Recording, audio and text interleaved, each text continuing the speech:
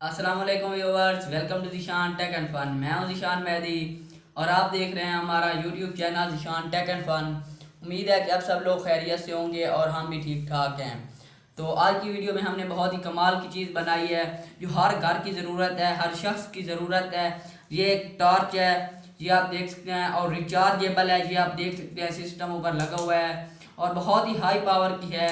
और इसके ऊपर एक फ़ैन लगा हुआ है जो अगर आप लकड़ियों से आग वगैरह जलाते हैं तो वो बुझ जाए तो उसको दोबारा जलाने के लिए आप इसे इस्तेमाल कर सकते हैं। और वैसे भी गर्मियाँ आ रही हैं तो ये आपके लिए बहुत ही फ़ायदेमंद होने वाला है। ये एक पॉकेट भी फ़ैन भी है।